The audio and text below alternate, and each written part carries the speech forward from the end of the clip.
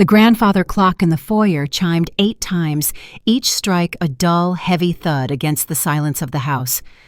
The silence. That was the hardest part. For 42 years, this house had been filled with noise. Marcus's booming laugh, the sound of his tools as he fixed something that wasn't broken. Jamal's video games, then his loud music, then his even louder phone calls. Now, there was only the click of the central heating and the funereal ticking of that clock. I'd been awake since 4. Sleep was a luxury I could no longer afford. Grief, I was learning, was not a gentle fading. It was a physical weight, a cold, heavy armor I was forced to wear. And today, that armor was all that was holding me together.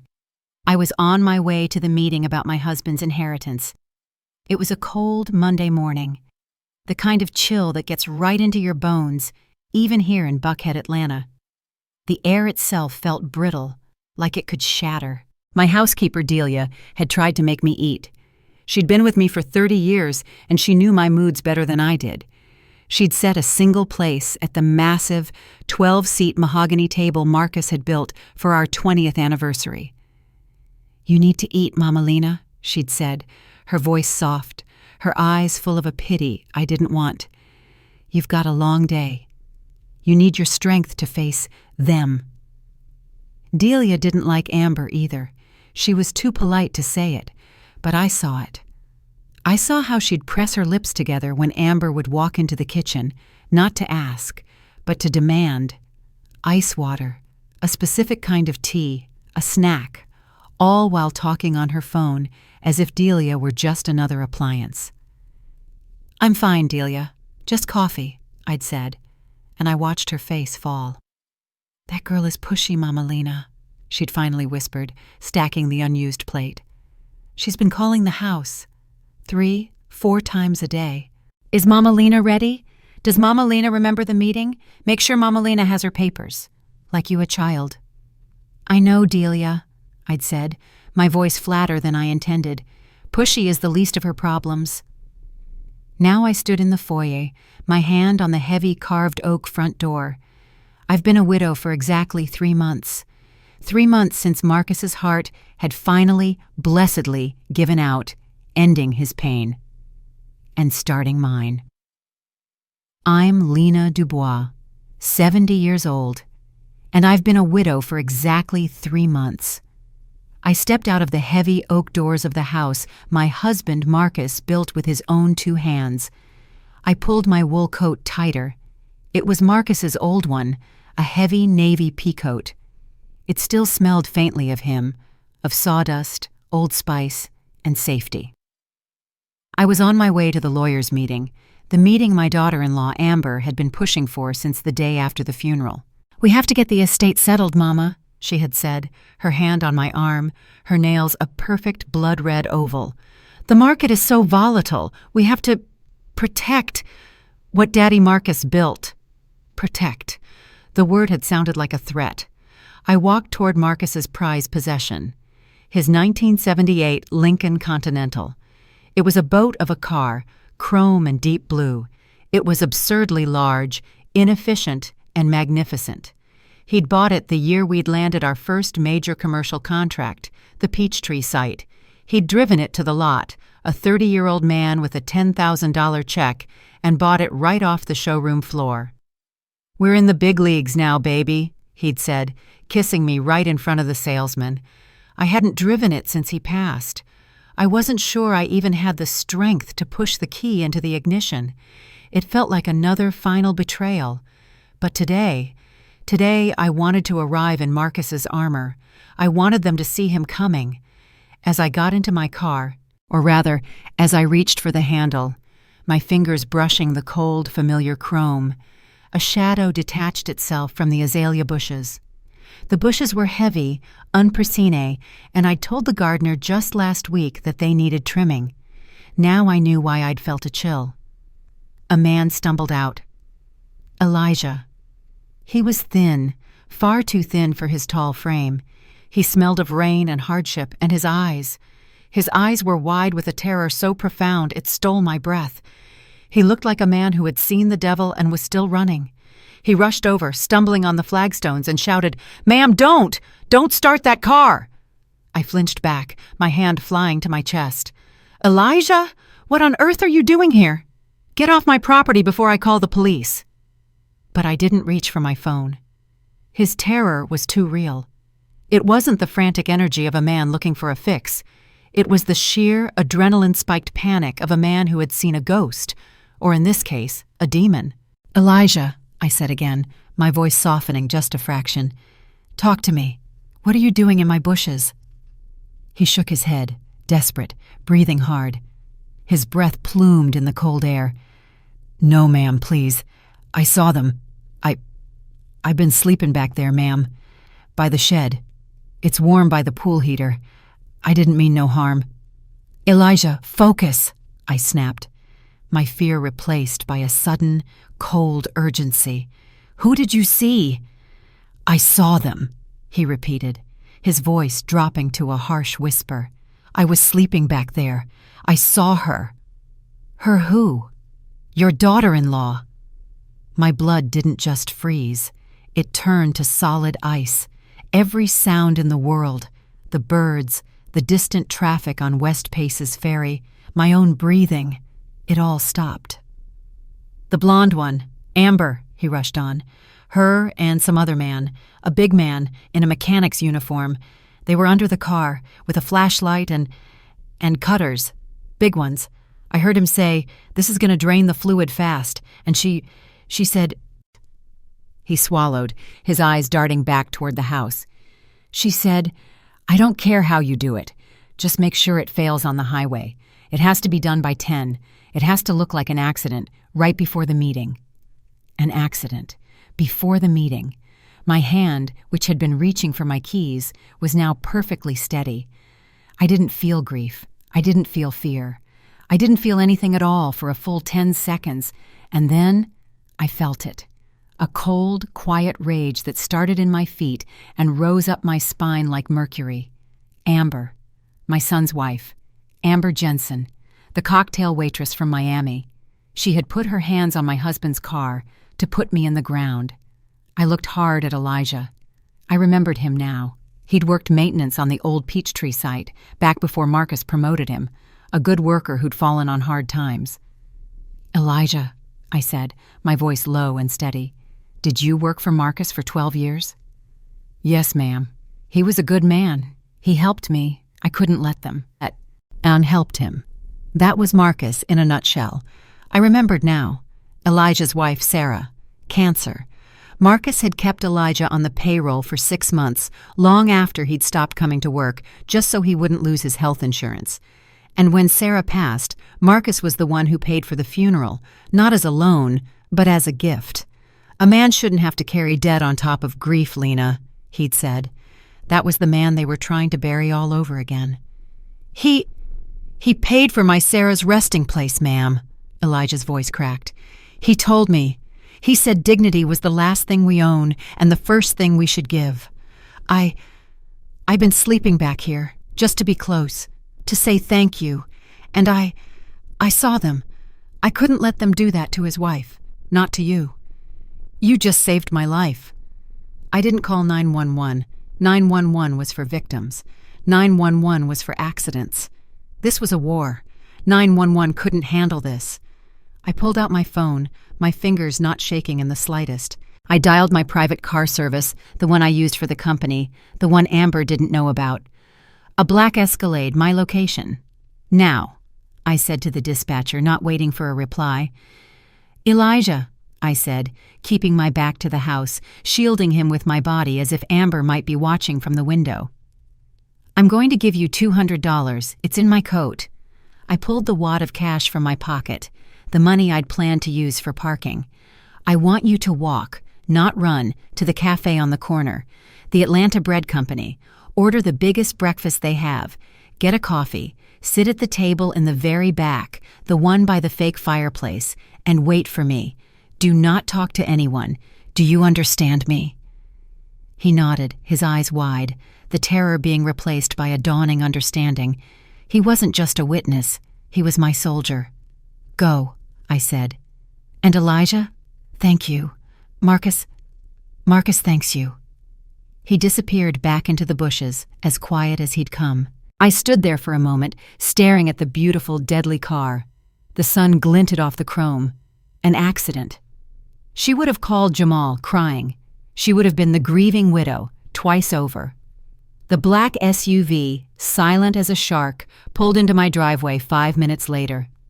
The SUV was silent. There was just the low hum of the tires on the asphalt as we moved through the morning traffic. The driver was a man I'd used for years, a former cop named Michael who never spoke unless spoken to. "Good morning, Mrs. Dubois," he'd said. "As directed, Mrs. Dubois," was his only other comment. I dialed. She picked up on the first ring. "Simone?" "I'm in the parking garage, Aunt Lena," she whispered. I could hear the nervous energy crackling through the phone.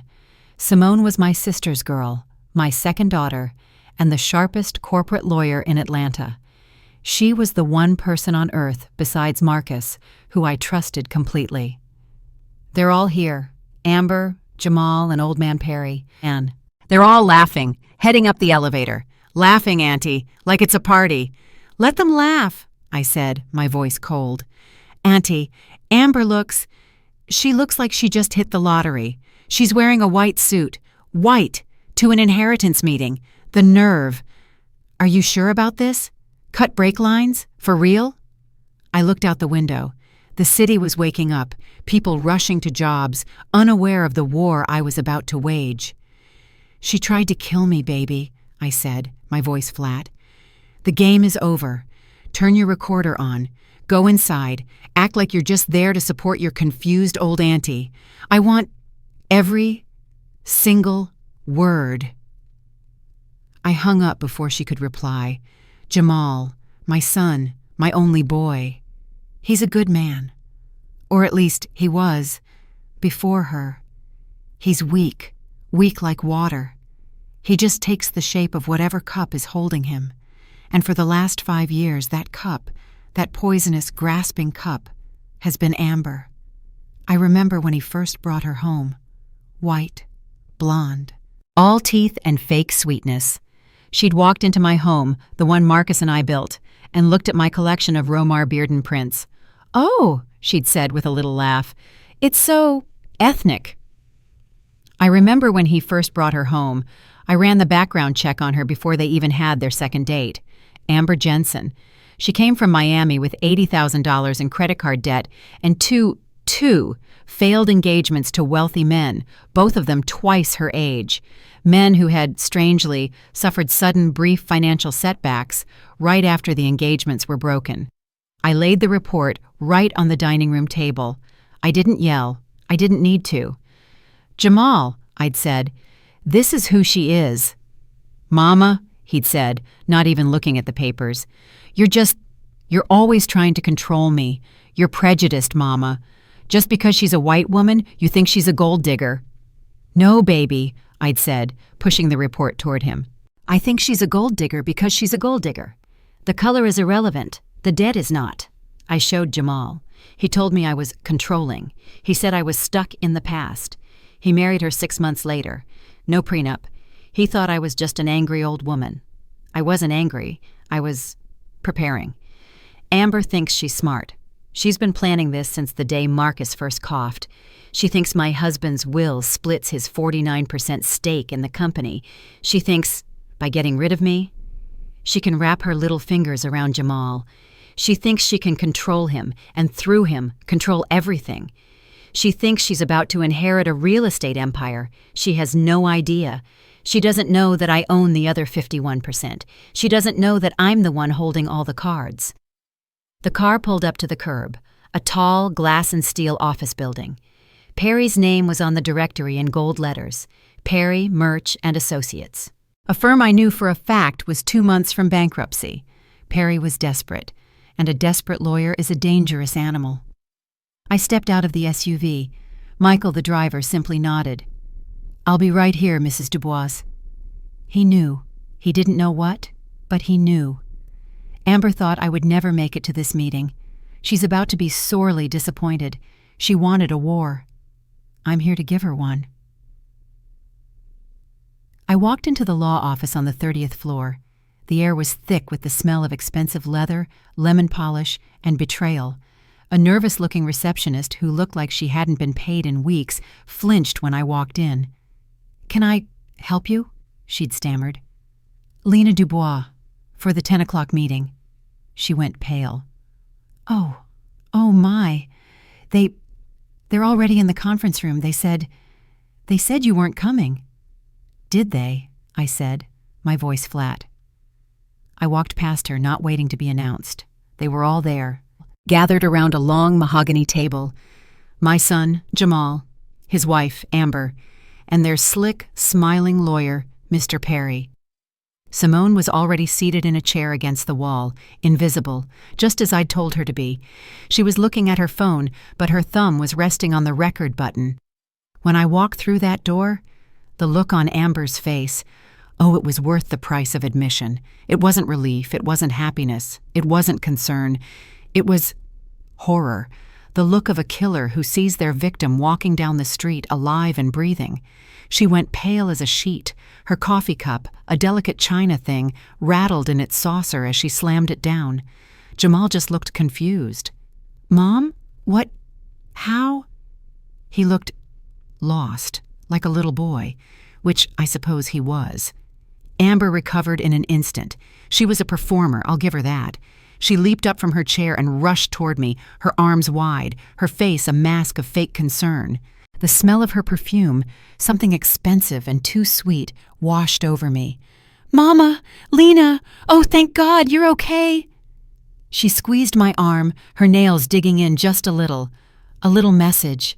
"You were supposed to be dead. We were so worried. I called you a dozen times. Your car, did it break down? We just assumed you'd be here." She was talking too much, lying, badly. I let her fuss over me. I leaned heavily on the cane I didn't really need. I'd brought it from the hall closet. It was Marcus's. It made me look frail. It made her feel strong. "Oh, Amber, thank you, child," I said, letting my voice tremble just a little. I let her guide me to a chair, the one at the head of the table, her chair. I took it. "That old Lincoln, it just wouldn't start this morning. Something with the ignition, I suppose.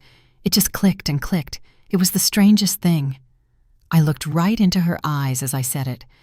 "I had to call a taxi. You know how unreliable they are. I'm so sorry I'm late." I watched her face as I said it. Ignition trouble. The lie tasted like ash in my mouth, but she swallowed it whole. She doesn't know the first thing about cars. She only knows how to destroy them.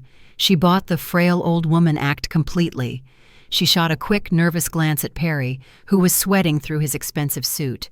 Simone's intel was right. He was dabbing his forehead with a silk pocket square. He was flustered. He hadn't planned on me being here. This wasn't just a reading of a will. This was a coup. And the guest of honor had just shown up to her own execution, very much alive.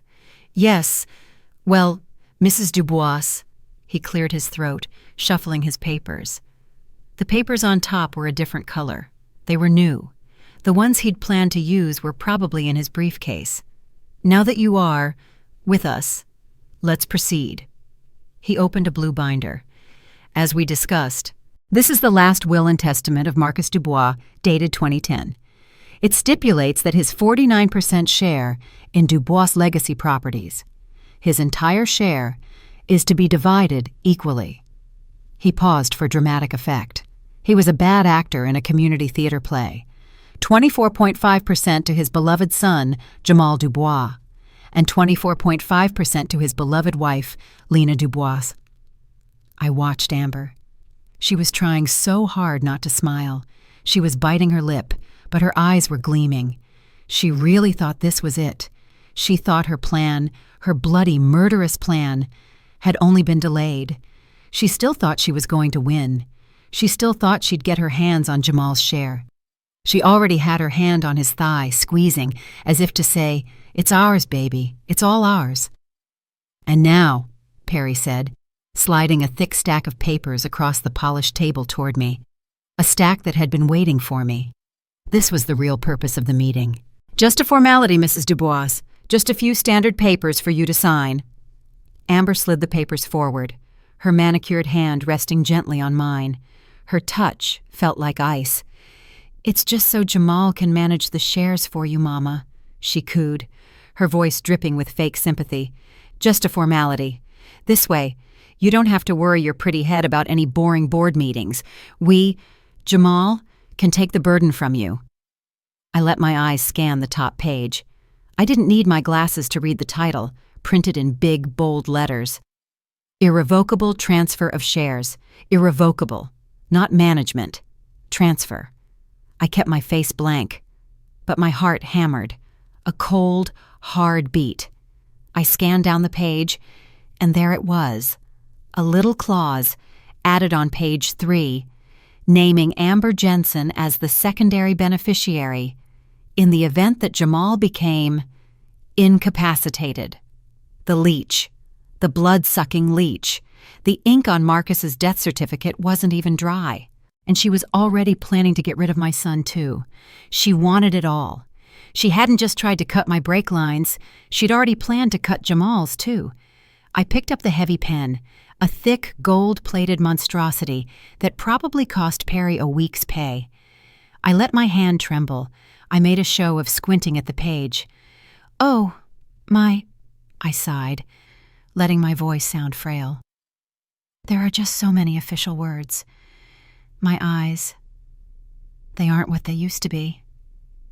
I fumbled for my reading glasses on the table, the ones I didn't need, and accidentally knocked them to the floor.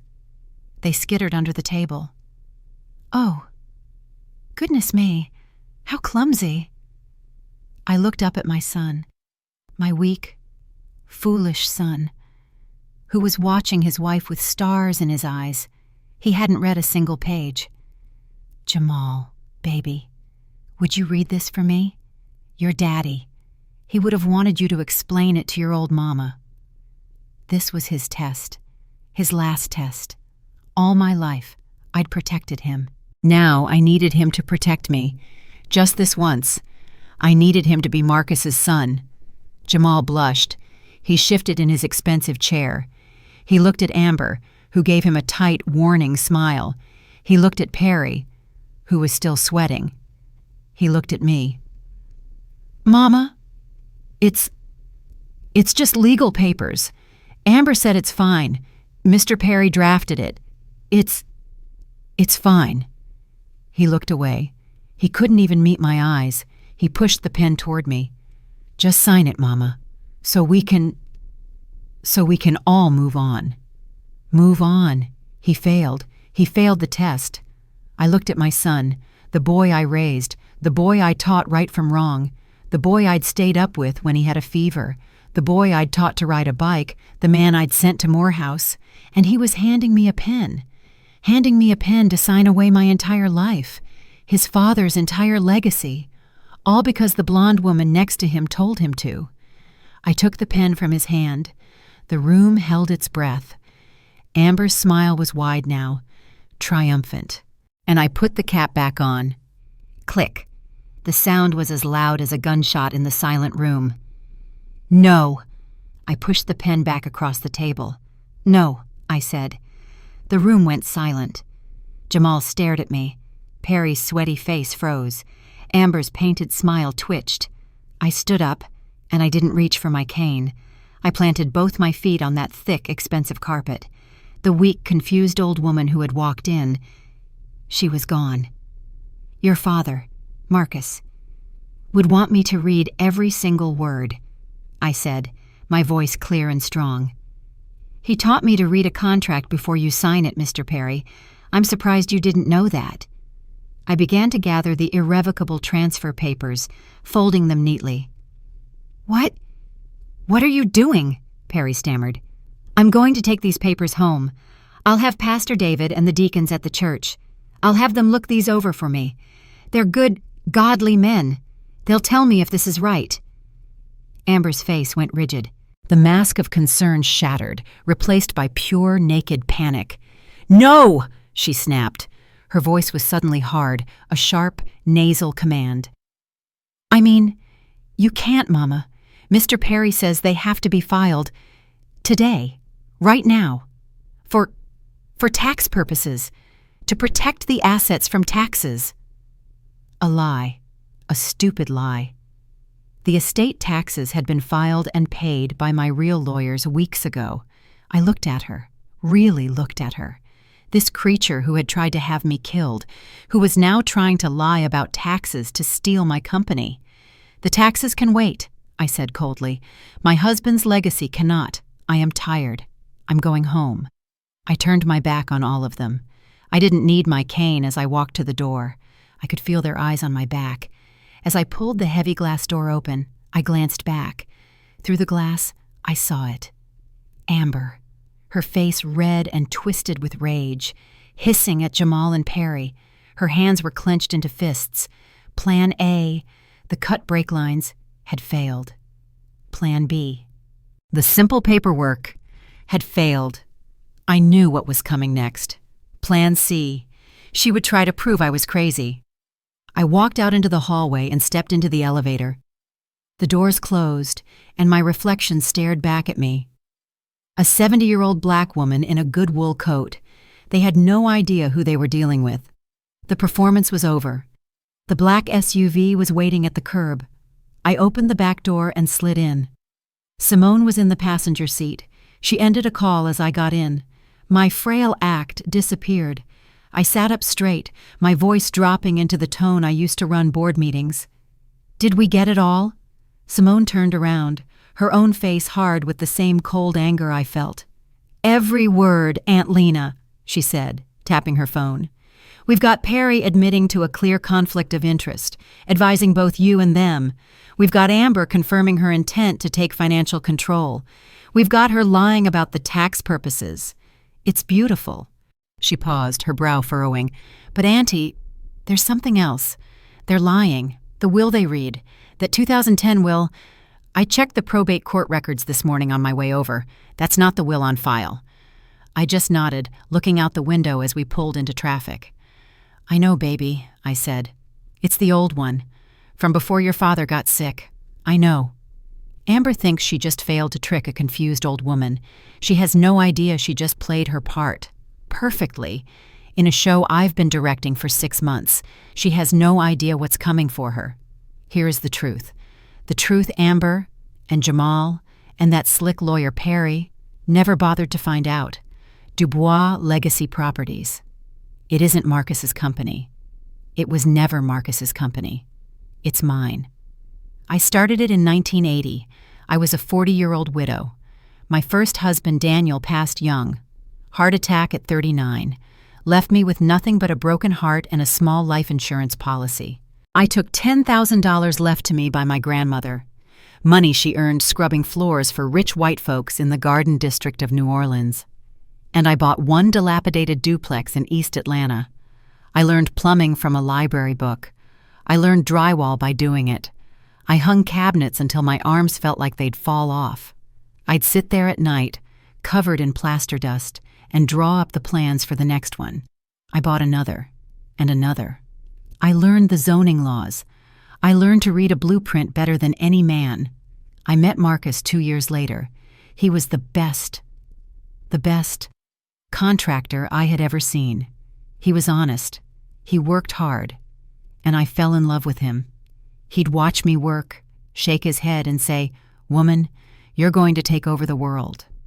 When we got married, I made him the face of the company. It was easier. The banks, the suppliers, the city council, they listened to a big, confident man like Marcus. They didn't listen to a 42-year-old black woman. I let him be the voice. I stayed the brain. I gave him 49% of the company as a wedding gift. A gift. I kept the 51%. The controlling interest. Always Amber Jensen. She met Jamal at a charity auction. One I knew for a fact he'd paid $500 to attend, just to be seen. I ran a background check on her before he'd even taken her to dinner a second time. She wasn't some Atlanta socialite. She was a cocktail waitress from Miami. $80,000 in credit card debt, a string of failed engagements, always to older, wealthy men. I laid the report on Jamal's desk. He told me I was controlling. He told me I didn't trust him. He married her 3 months later. No prenup. He thought he was rebelling. He was just being a fool. The SUV pulled into an underground garage. We didn't go home. We went to my real office, a quiet, unmarked suite in a midtown tower. The sign on the door said L&M Strategic Holdings. Simone followed me in. The room was all screens and data. "Simone," I said, shedding my grieving widow performance like a heavy coat. She tried to kill me. That wasn't just greed, that was desperation. Financial fraud is just the appetizer. I want the whole meal. I sat at my terminal. "Start Plan C. I want everything you can find on a Dr. Peterson. Amber's been mentioning his name for weeks, talking about my care." Simone smiled, a cold, sharp smile, just like mine. "Already on it, Auntie." "Amber wants to prove I'm crazy," I said, pulling up my company's financials. "Fine, I'll show her exactly what a crazy old woman can do." Amber's mistake, her fatal, stupid mistake, was thinking I was grieving. She thought I was just some old woman, lost in sorrow, not paying attention. She thought I didn't know my own husband. 6 months before Marcus's heart finally gave out, we sat together, not in the big house, but in his hospital room. The machines were beeping softly. It was 3 a.m. He was weak, but his eyes were clear. He knew he wasn't going home, and he knew what our son was. I remember holding his hand. It felt thin, papery. The hand that had built our house, now too weak to hold a glass of water. "Lena," he whispered. His voice was rough. "My love, he's going to give her everything. That woman, she'll pick this family clean." I tried to shush him. "Don't, Marcus. Don't talk like that.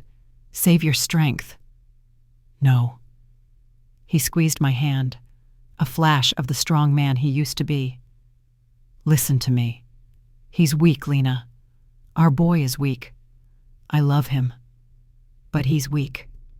She'll run right over him, and she'll run right over you. You have to protect the legacy. You have to protect yourself." Tears were streaming down my face, but my voice was steady. "I will, Marcus. I promise you. I will protect what we built." He nodded, a slow, final kind of nod. Final kind. Call Cynthia." Not Perry, not the slick family lawyer Jamal liked. We called Cynthia, my personal attorney, the one nobody, not even Jamal, knew about, the one who'd structured the 51-49 split. We drafted a new will, right there in that sterile hospital room. Marcus was weak, but his signature was firm in that real will. Marcus's 49% stake wasn't divided. It wasn't left to Jamal. It wasn't left to me. It was placed entirely into the Marcus Dubois Memorial Foundation, a charitable trust, a foundation dedicated to funding trade schools and scholarships for young builders, and the sole executor, the only person with the power to control that foundation and its 49% voting share? Me, Lena Dubois. Amber tried to murder me. She lied to my son. She was about to commit perjury in a court of law, all to gain control of 24.5% of something that never belonged to her in the first place. She thinks I don't know that Perry was on her payroll. I knew. I've known for a year. I was just waiting. I was waiting for that greedy, stupid fool to file that fake 2010 will with the probate court. Because the moment he did, he wasn't just unethical, he was a criminal. The doorbell rang 2 days later, on a Tuesday. I wasn't expecting anyone. I walked over to the new security monitor I'd had installed, the one right by my front door, the one that looked like a new thermostat. My stomach tightened. It was Jamal, and her, Amber. She was holding a large insulated bag. I opened the door, putting on my confused face. "Mama!" Amber rushed in, all fake smiles and bright, brittle energy. "We were just in the neighborhood. I made you my special chicken noodle soup. You've been looking so tired since the meeting. We were worried." She brushed past me, her perfume filling my foyer again. Where's Jamal? He's parking the car. He brought you some groceries." I let them in. My son, my tall, handsome son, wouldn't even meet my eyes. He was carrying a grocery bag. "Mama," he said, his voice heavy with fake concern. "Your living room, it's a mess. The books are all over the place." I looked at my bookshelf, the one I'd organized alphabetically last week. It was pristine. "Oh," I said, letting my voice waver. I suppose I forgot to straighten up." "It's okay, Mama," Jamal said, already walking over and pulling books off the shelf, pulling them off. He was making a mess. Let me just organize this for you. You just sit down." I knew exactly what he was doing. He was the distraction. "Thank you, Jamal," I said. "That's so thoughtful." Amber smiled. "I'll just put this soup in a pot for you, Mama. You just sit right there and relax. Don't you lift a finger." She disappeared into my kitchen, where I keep my medication. I didn't sit. I walked slowly into my study, just off the living room. I left the door open just a crack. Jamal was busy making a complete mess of my bookshelf, organizing it. He was turned away from the kitchen. I pulled out my phone, the new nanny cam, the one I'd had Simone's private investigator install, the one disguised as a smoke detector right above my kitchen sink, was streaming live. I watched Amber. She thought she was alone. She looked left, she looked right, she hummed a little tune. Then she opened my medicine cabinet. She took out my blood pressure bottle, my prescription, Lisinopril. She reached into her own designer purse and pulled out an identical bottle. The same size, the same pharmacy label. She'd had it made. I watched her, clear as day, on the high-definition screen. She twisted the cap off my bottle. She twisted the cap off her bottle. She switched them. She put my real medicine, my life-saving medicine, into her purse. And she put her bottle, filled with God knows what, back in my cabinet. She came back out, all sunshine and smiles. "Soup's on the stove, Mama. Just heat it up when you're hungry." They left. Jamal gave me a guilty hug. "We'll call you later, Mama." I went into the kitchen. I looked at the bottle. I opened it. Jelly beans. Tiny, white jelly beans. She wanted me to have a stroke. She was escalating. Plan C was in full effect. That night, around 8 o'clock, I did exactly what she wanted me to do. I waited 30 minutes, then I picked up the phone and I dialed Jamal. I let my voice shake. "Jamal, honey, I don't feel right. I feel so dizzy. I think I took the wrong medicine.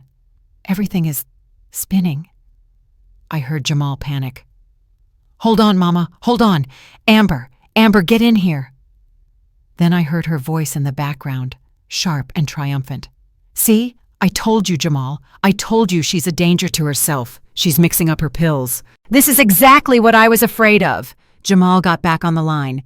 "We're coming, Mama. Don't move. I'll call 911. "No!" I shouted, then softened it. No hospital. I think I just need to lie down. Just come. Please, I'm scared." I hung up. I stood up perfectly straight. I wasn't dizzy. I was furious. She was building her case, and I was handing her the rope, piece by piece. She just didn't know I was the one building the gallows. The next morning, they didn't even wait for lunch. The doorbell rang at 10 a.m. sharp. I looked at my security monitor, Amber, and a man I didn't recognize. He was about 50, white, wearing a suit that looked a little too shiny. He looked more like a used car salesman than a doctor. He was carrying a worn leather briefcase. I put in the tiny, flesh-colored earpiece Simone had given me. I pressed the connect button on my phone and opened the door, putting on my confused face. "Mama!" Amber rushed in. "I brought someone. This is Dr. Peterson. I told him how worried we are about you, about the dizzy spells. He's a specialist in geriatric care. He was kind enough to make a house call." I let them into my living room. I sat in my high-backed chair. "Doctor," I said, letting my voice tremble.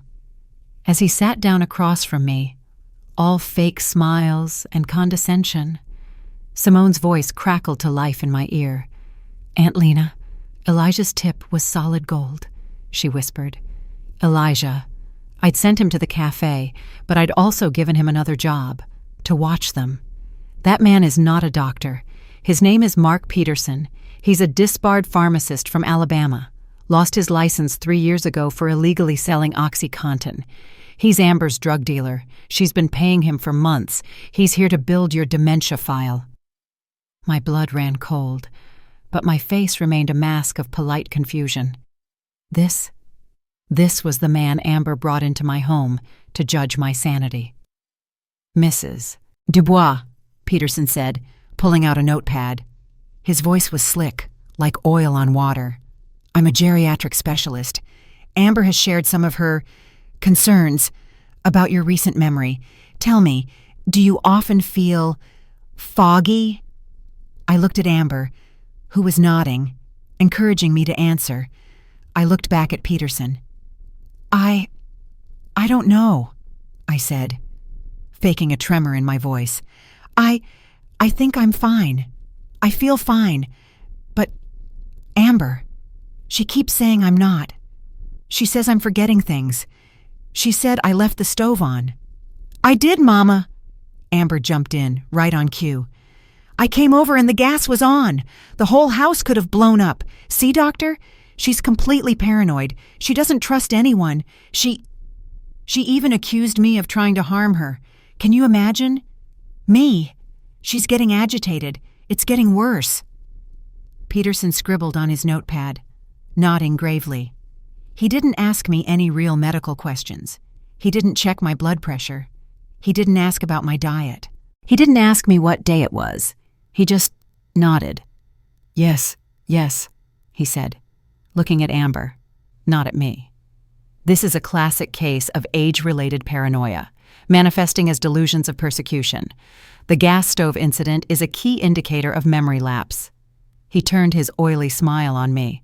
"It's nothing to be ashamed of, Mrs. Dubois. It's very common." He stood up, closing his notepad with a decisive snap. "I am recommending, for her own safety, that her decision-making abilities be restricted immediately. She needs full-time supervision, and her financial and medical affairs should be managed by a trusted family member." He looked right at Amber. They had their expert witness. They had their fake diagnosis. Now, all they needed was the community, and I knew exactly where they were going to go next. Sunday morning, my church, the AME Zion, my sanctuary, the place Marcus and I helped build, the stained glass window in the back, the one of Moses. We paid for that window. This place was my home. I sat in my usual pew, second row, right side. I could feel the whispers. I saw friends, women I had known for 40 years, looking at me, not with love, but with pity. My stomach turned. After the service, I saw why. Amber. She was standing near the fellowship hall entrance, dressed in a modest gray dress, no makeup. She looked humble.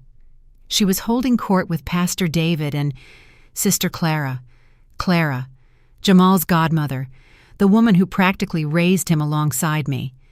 Amber was crying, not loud, but those quiet, practiced sobs, the kind that make everyone lean in closer, and I could hear her. Oh, she made sure I could hear her. "I'm just so worried about Mama Lena," she sniffled, dabbing her eyes with a lace handkerchief.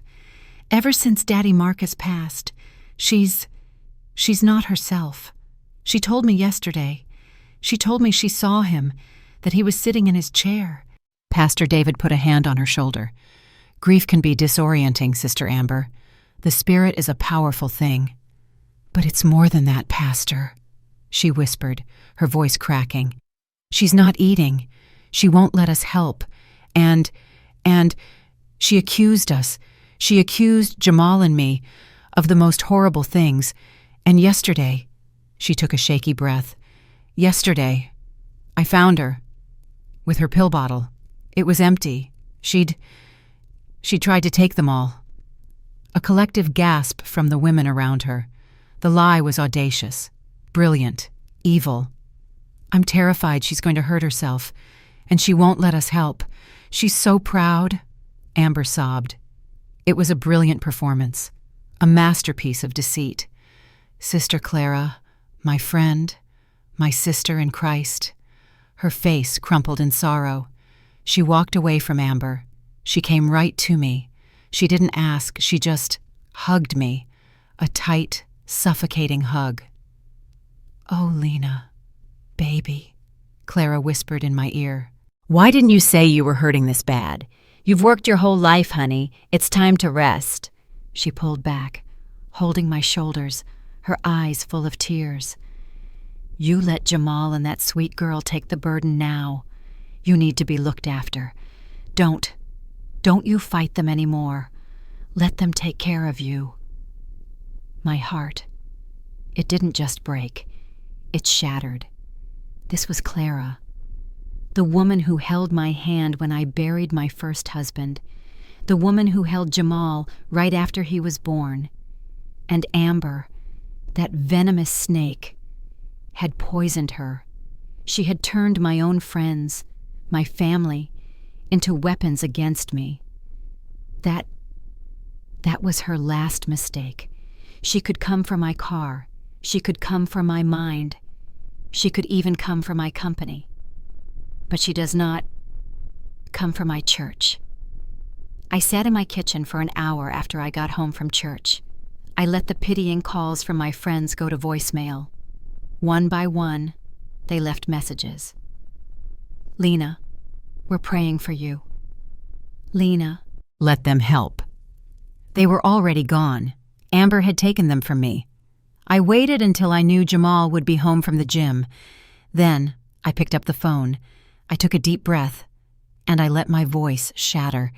"Jamal," I whispered, making sure to let a sob catch in my throat. "Jamal, baby? Mom?" His voice was cautious. "Are you okay? Sister Clara called me. She said you seemed upset." I let out another sob. "Jamal, I'm so scared. Maybe you and Amber are right. Maybe you're right. Sister Clara, she said I need to rest. She said I should let you help." I could hear the shift in his voice, the tension leaving him. "Oh, Mama," he said, and I could hear the relief. "It's okay. We just want what's best for you." I'm just so confused," I cried. "I don't want to be a burden. Whatever the lawyer says, whatever the doctor says, I'll do it. I'll sign the papers. I'm so tired of fighting." "Mama, thank you," he said, his voice smooth and soothing now that he'd gotten his way. "You'll see. This is for the best. We'll take care of everything. You won't have to worry about a thing." "I know, baby," I whispered. "I know." I hung up the phone. The tears stopped instantly. My face was cold, hard as stone. Simone, who had been sitting across from me at the kitchen table, clicked off the recording app on her phone. "They bit," she said, her voice full of ice. "They bit down hard. The motion for an emergency conservatorship hearing was just filed. They're using Peterson's testimony and Sister Clara's affidavit. They're claiming imminent risk of self-harm." "When is it?" I asked. "This Friday. They're fast-tracking it. They think you're a ticking time bomb." "Good," I said. "Amber just gathered all her rats into one cage for me. What about the mechanic? Did Elijah find him?" Simone's lips curved into a smile, and it was not a kind one. "He found him, and he convinced him," she said. "The mechanic's name is Slick Rick. He's terrified. He's agreed to testify in exchange for immunity. He got $20,000 in cash to cut the brake line. And Aunt Lena," she held up a small digital recorder. "He recorded Amber's phone call, giving him the instructions. He was afraid she'd stiff him. We have her voice, clear as a bell." I nodded slowly. I looked at the calendar on my wall. Friday. Amber thinks she's walking into her coronation. She has no idea she's walking to her own execution. The courtroom was packed. I knew it would be. Amber had made sure to call everyone from the church, all the friends she had poisoned against me. Sister Clara was in the front row, a Bible in her lap, her face a mask of sorrow. Pastor David was beside her. I sat at the defense table next to Simone. I let my hands tremble, just a little. As I clutched the handle of the wooden cane I'd borrowed from the church closet, I made myself look small. I made myself look confused, lost. Across the aisle, there they were, the rats, all gathered in their cage. Jamal, my son, wouldn't look at me. He just stared at his hands. He was wearing a dark blue suit, trying to look somber. He just looked like a child in his father's clothes. Perry, the slick lawyer, was shuffling his papers, looking important and concerned. And Dr. Peterson, he sat there looking smug, like he was enjoying the show. And Amber, she was dressed in a soft, dove-gray suit, humble, appropriate. Her hair was pulled back in a simple bun, no flashy jewelry. She looked like the perfect, caring, grieving daughter-in-law. Her face was a mask of sorrow. The performance was sickening. "All rise," the bailiff called out. Judge Kincaid entered. I knew her, or rather, I knew of her. Harriet Kincaid, a tough-as-nails black woman, 65 years old, who had come up from nothing. They said she didn't suffer fools. They said she could smell a lie from a mile away. This was going to be good. Perry stood up first. He started his opening statement, his voice dripping with fake sympathy, so thick you could drown in it. "Your Honor, we are here today with the heaviest of hearts.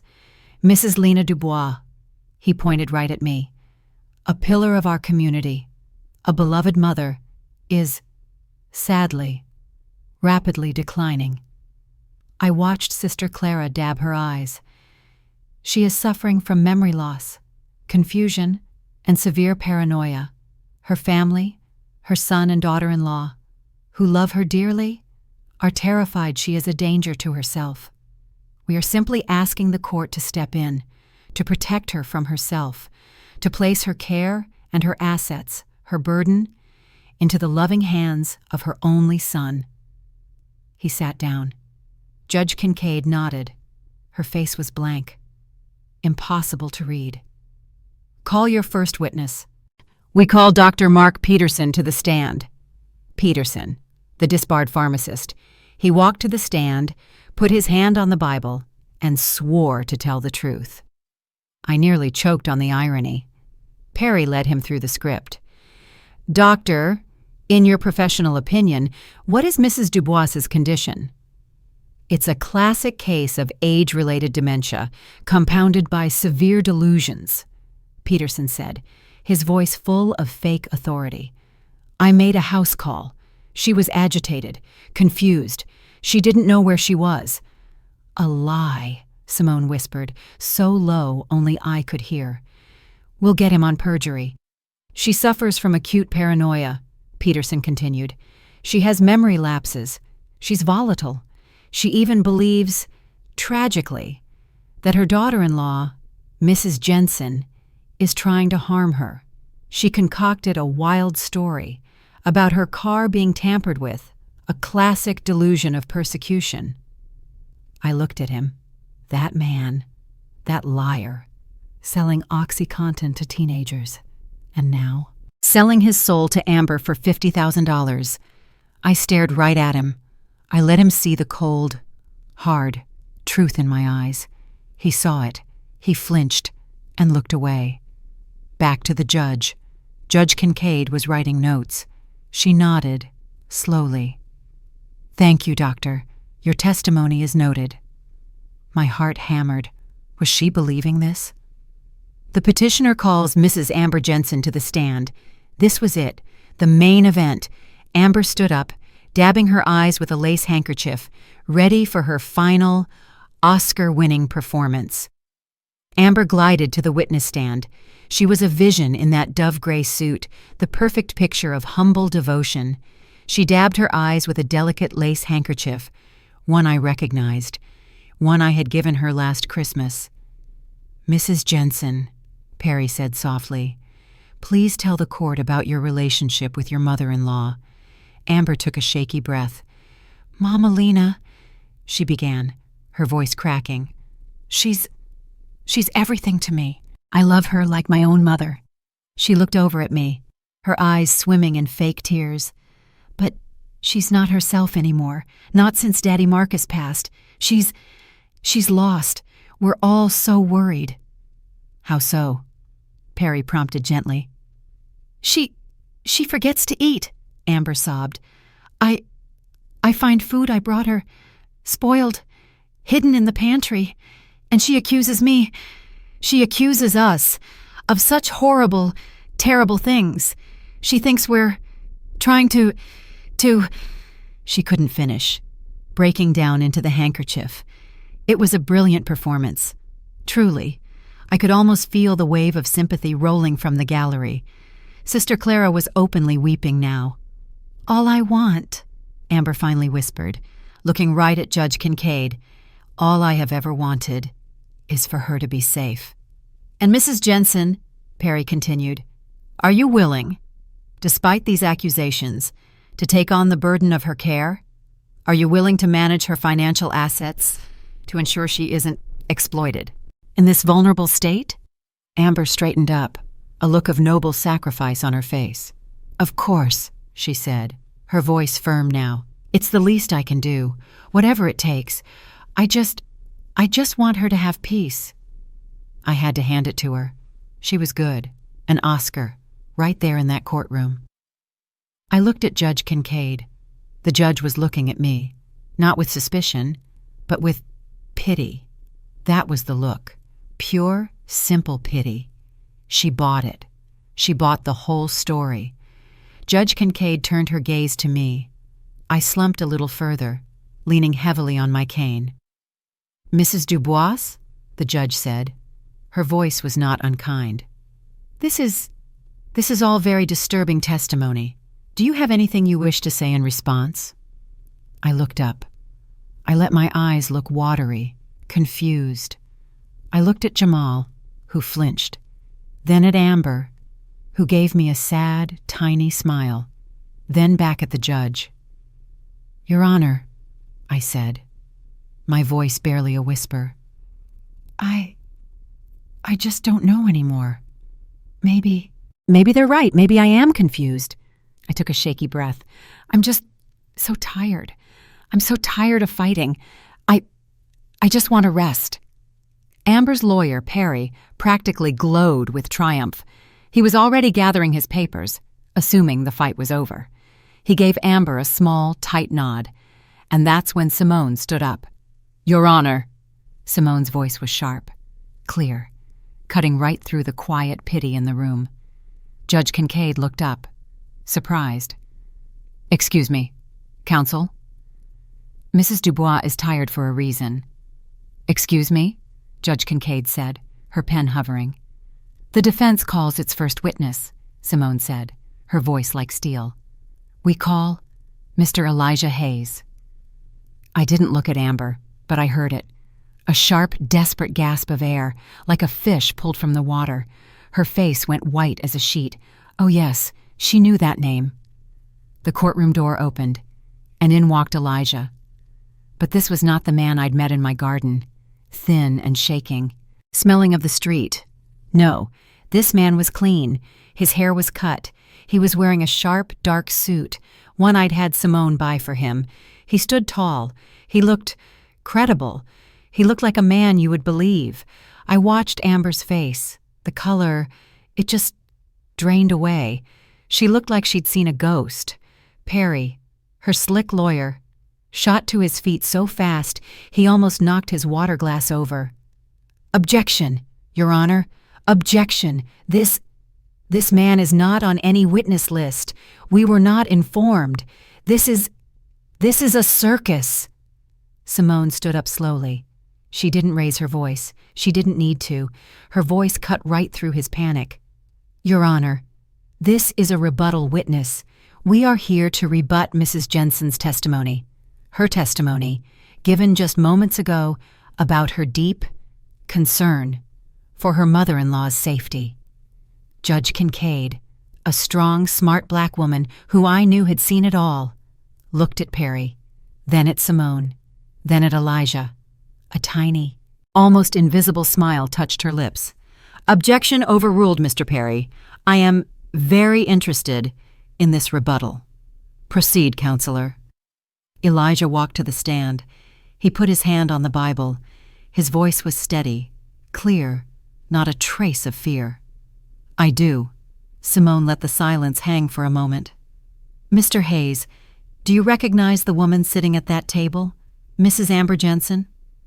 Elijah looked right at her, a long, hard look. "Yes, ma'am, I do." "And can you please tell the court, in your own words, what you witnessed on the morning of October 10th, the day of the scheduled inheritance meeting?" Elijah took a breath. He spoke clearly, directly to the judge. "Your Honor, I was sleeping behind the bushes on Mrs. Dubois's property. It was cold. At about 6:30 in the morning, I saw her." He pointed, a steady finger, right at Amber. She was with another man, a man in a mechanic's uniform. They were under Mrs. Dubois's car, the big blue one.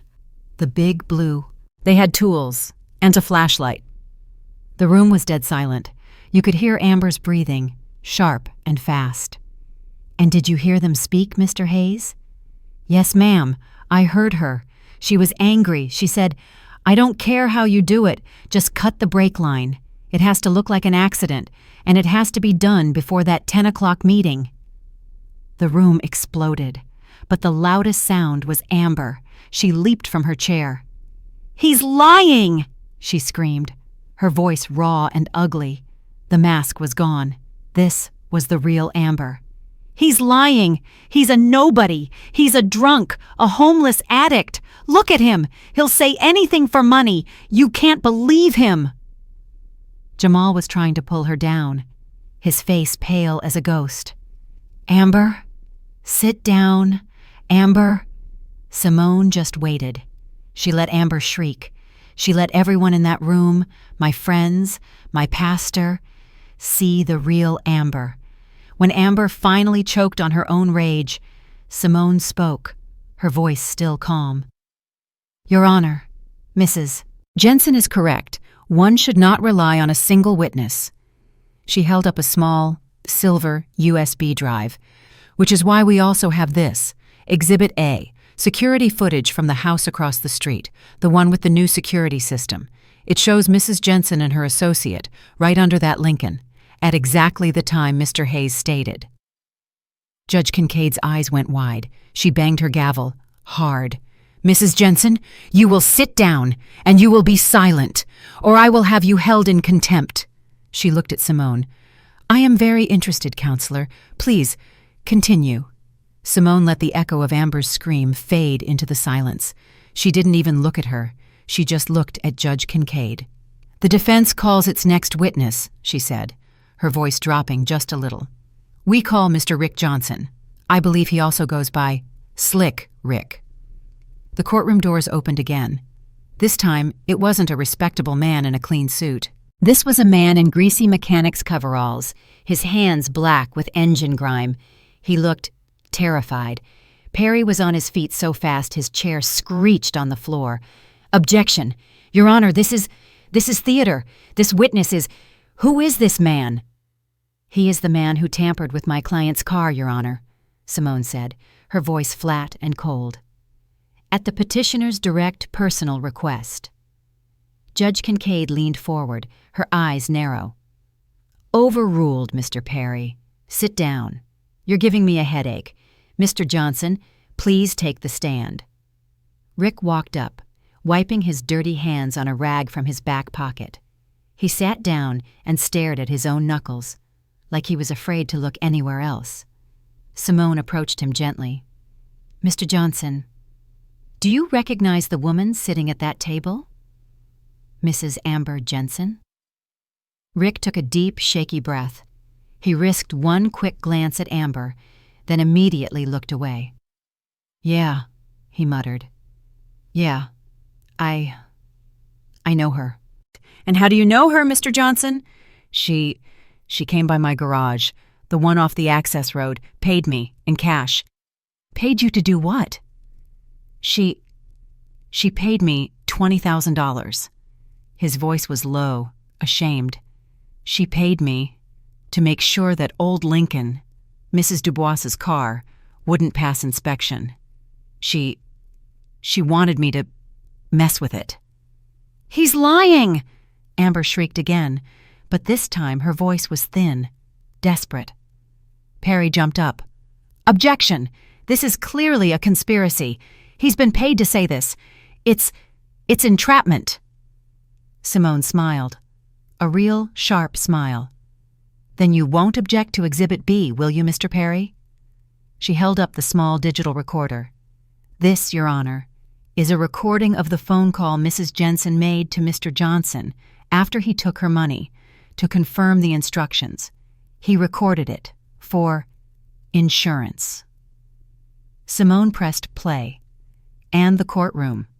My church family. My son. They all heard it. Amber's voice.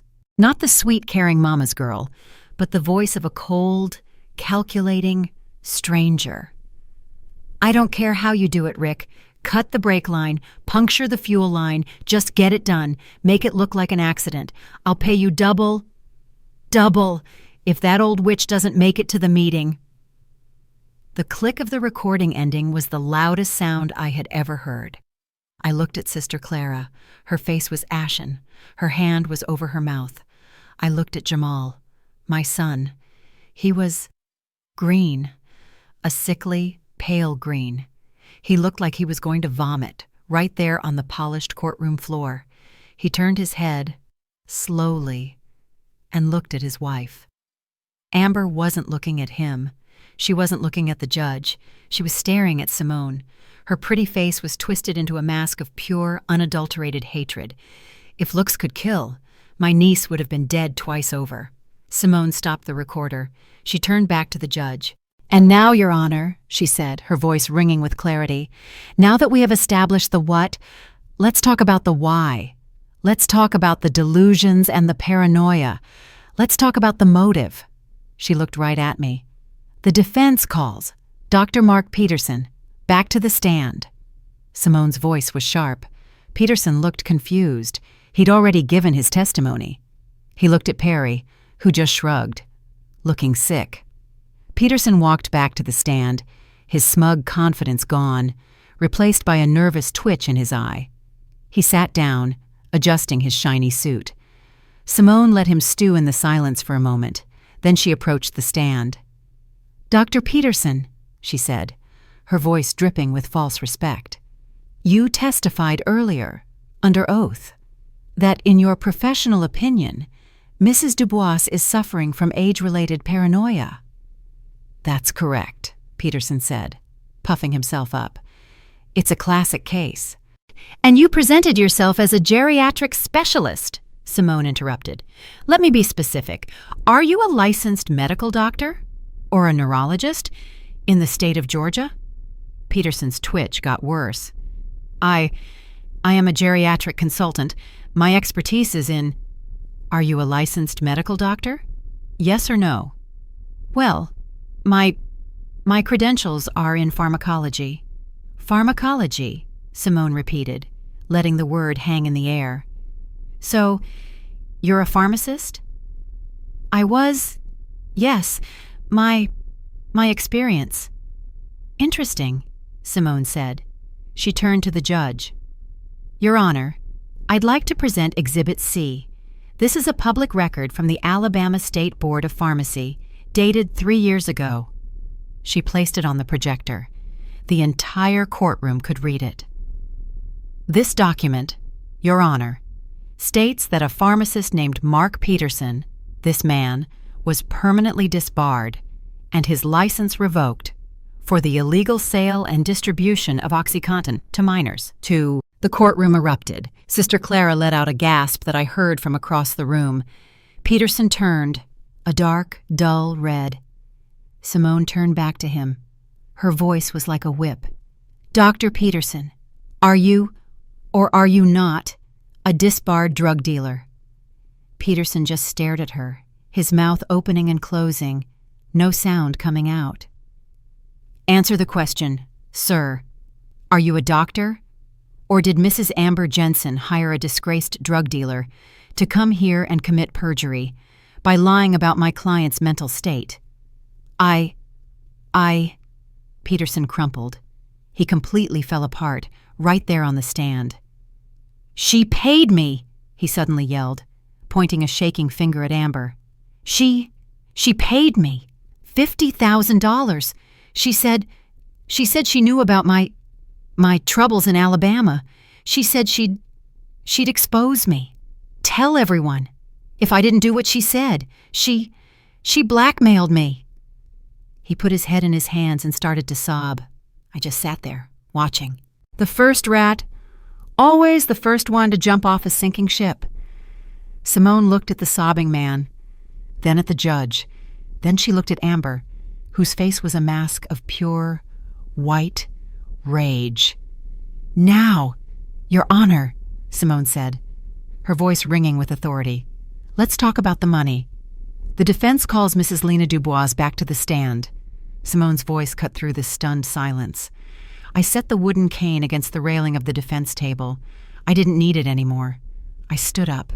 I could feel every eye in that courtroom on me. Jamal, Amber, Perry, my friends from the AME church, the ones who had looked at me with such pity, the weak, confused, trembling old woman who had walked in this morning. She was gone. I walked to the stand, my back straight, my heels clicking firmly on the marble floor. I stood tall. I placed my hand on the Bible and swore the oath again, my voice clear and strong. Simone approached. "Mrs. Dubois, earlier, Mr." "Perry described you, your occupation, as Mama Lena, the gardener. Is that your primary occupation?" I looked at Perry. He was starting to look sick. I looked at Amber. She was just confused. "No, counselor," I said. "It is not." "Could you please state your full legal title and position for the court?" I turned. I didn't look at the judge. I looked right at my son, Jamal. "My name is Lena Dubois. I am the founder, the majority shareholder, holding 51% controlling interest, and the chief executive officer of Dubois Legacy Properties, a company I founded in 1980 with my own money." Simone turned to the judge.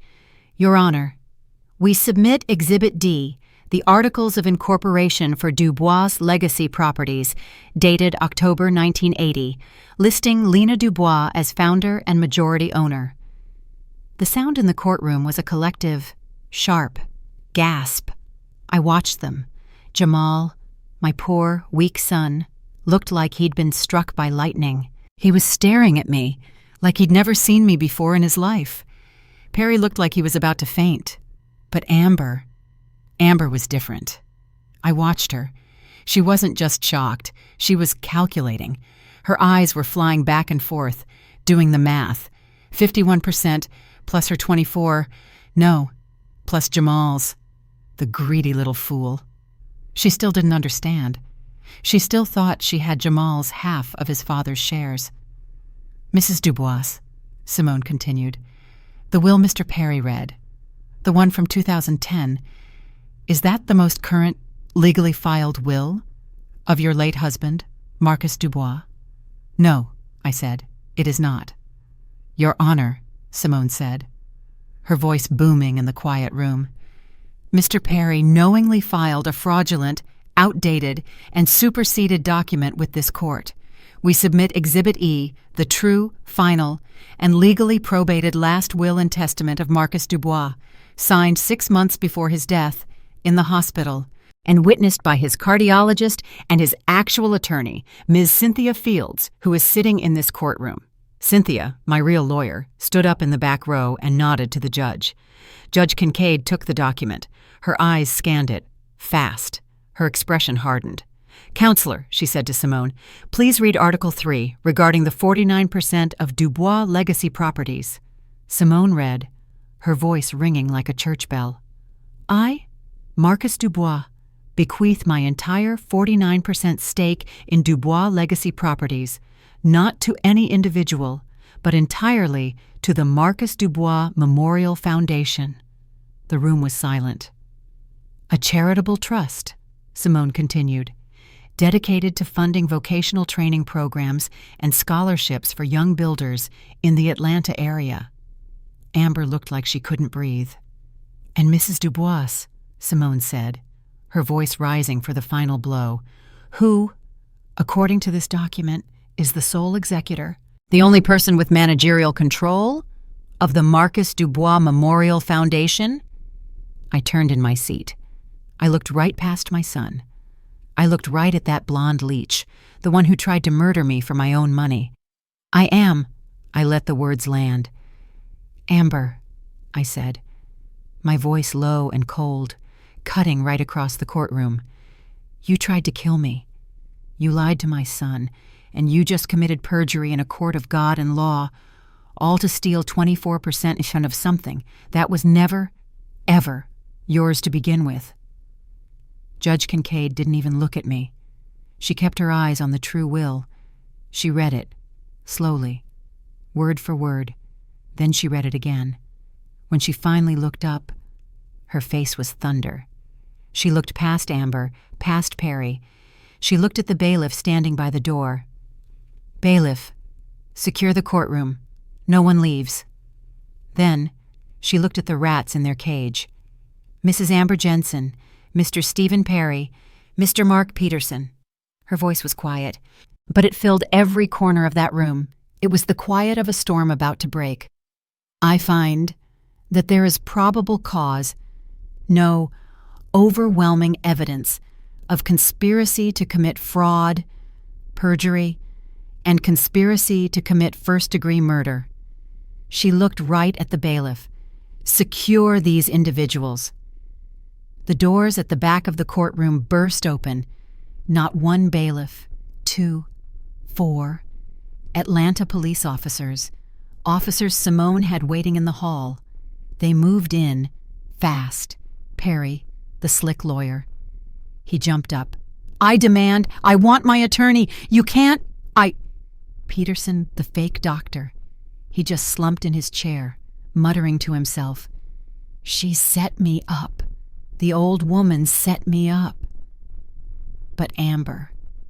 Oh, Amber was the one I watched. She saw the police. She saw the handcuffs in their hands. She saw her entire greedy, poisonous plan evaporate into thin air. And then she looked at me. She saw me, standing tall, not confused, not weak, not a victim. She saw the 70-year-old gardener, the CEO, the woman who had just taken her down, stone, cold, sober. She saw the woman she had underestimated, and she knew it was over. The color drained from her face, her eyes, her blue, lying eyes, went wide. She opened her mouth. No! She shrieked, a horrible strangled sound. No! She staggered backwards, away from the police, away from me. Her eyes rolled back in her head, and she collapsed, folding like a cheap suit, right there on the courtroom floor. She fainted, out cold. I just stood there. I didn't smile. I didn't move. The leech had fainted at the very sight of me, just like I knew she would. Paramedics rushed in. The room was chaos. Perry was shouting. Peterson was crying. And Amber was unconscious on the floor. But I just looked at my son. Jamal. He was frozen, staring at his wife on the floor, staring at the police, staring at the will. His face. It was a picture of tragic, late understanding. He turned to me, his eyes full of terror. "Mama?" he whispered. "Mama, I didn't know. I swear, I didn't know." The paramedics were kneeling over Amber, checking her pulse, patting her face. She was a pathetic sight on that marble floor. I didn't give her a second glance. I stepped right past her. I walked over to the defense table, where my son, my only child, was sitting. He was frozen, staring at his wife, his hands shaking, tears streaming down his face. He looked up at me as I approached. "Mama?" he whispered. "Mama, I didn't know. I swear, I didn't know." I looked down at him, not with pity, not with love, but with a coldness that matched the ice in my veins. "You didn't know," I said, my voice flat. "Or you didn't want to know, Jamal." I didn't know about the car," he sobbed. "I swear, I just wanted—" "Now you just wanted the money," I finished for him. "You were so blinded by her, so desperate for her approval, that you were willing to believe your own mother was crazy. You were willing to stand by, helping, while she tried to have me committed, to have me locked away in some home, just so you could get your hands on my money." "No, Mama, please. I thought you were sad. I thought—" "You are weak, Jamal," I said, and the words were hard, like stones dropping into a well. "You are a weak man, and your weakness, your choice to be weak, it fed her. It enabled her. Your weakness almost got me killed." I looked at him, this stranger, this child I had raised. "You chose her over your father's memory, over your own mother. You made your choice. Now, you can live with it." He reached out a shaking hand for me. "Mama, please, don't." I turned my back on him. I didn't look back. I just walked. Past the police, past my crying friends, past Sister Clara, who was looking at me with dawning horror and shame, past my niece, Simone, who was already talking to the district attorney. I walked out of that courtroom and left Jamal sitting in the ruins of the life he had chosen. The aftermath. It was swift. Amber and Perry and the fake Dr. Peterson, they all faced a mountain of evidence: conspiracy to commit murder, conspiracy to commit fraud, perjury, blackmail. There was no trial. They all took plea deals. Amber, she got 25 years. Perry lost his license and got 15. Peterson, the first rat to talk, he got 10. The scandal rocked Atlanta. It was all over the news, the society pages, the business journals, the story of the greedy daughter-in-law who tried to murder the old, simple matriarch, only to find out that old woman was the CEO of one of the biggest properties firms in the state. And Dubois Legacy Properties? Oh, our stock went up 10% in the following week. It turns out, investors love a strong CEO, especially one who proves she knows how to take out the trash. But there was one last piece of business to attend to. It's been 6 months. The air in Atlanta is warm again. I'm not in my garden. I'm in my new office, the office of the Marcus Dubois Memorial Foundation. It's bright. It overlooks the city, the one Marcus and I helped build. I'm signing checks. Not for lawyers, not for bail. I'm signing checks for students, a young man from the 4th Ward who wants to be a welder, a young woman who wants to be an electrician, a scholarship for a kid at Atlanta Tech. Marcus would have liked this. He loved the trades. He believed in building things. A man in a sharp, dark suit places the next check in front of me. "This one is for the carpentry program at Atlanta Tech, Mrs. Dubois." I look up. It's Elijah. My Elijah. He's not the terrified, thin man I met in my garden. He is the new executive director of this foundation. He's clean. He's sober. He's strong. I didn't just save my own life that day. I helped him reclaim his. "Thank you, Director Hayes," I say. He just smiles. He understands. And Jamal, my son? He did the only smart thing he's done in 5 years. He testified against Amber to save his own skin. He pleaded guilty to accessory to financial fraud. He lost everything: his name, his wife, his inheritance. He writes me letters sometimes. From the state correctional facility, he got 2 years, long, rambling letters, full of "I'm sorry" and "I didn't know" and "please, Mama." I don't write back. I told him once, loyalty, just like respect, is a two-way street. You don't get to help someone try to kill me on Monday and ask for forgiveness on Tuesday. That's not how my world works. My name is Lena Dubois. I am 70 years old. My family, my own son, thought that because I was old, I was weak. They thought that because I wore a church apron, I was simple. They forgot. They forgot that the oldest roots are the ones that run the deepest. They're the ones that are the hardest to pull. They thought I was in the garden, quietly planting flowers. They never knew. I was just digging their graves. The story of Lena Dubois teaches us a powerful, critical lesson. Never mistake age for weakness or kindness for naivety. Lena's own family looked at her and saw Mama Lena, a simple, grieving widow who baked pies and arranged flowers at the church. They completely underestimated the CEO Lena, the sharp, strategic, and powerful woman who had built an entire real estate empire from the ground up. They mistook her patience for passivity and her grief for confusion. This story is a potent reminder that true strength isn't always loud. It is often quiet, observant, and methodical. Wisdom, forged over a lifetime of experience, is a formidable weapon. Lena's victory wasn't just a reaction, it was a countermove, planned with the precision of a CEO protecting her assets. She demonstrated that when family betrays you so fundamentally, the ultimate act of self-respect is not just to defend yourself, but to ensure they understand unequivocally who they are dealing with. It proves you are never too old to be underestimated, and you are never too old to fight back and win. Now I want to hear from you. Was I too hard on my son, Jamal? Or is weakness that enables evil just as bad as the evil itself?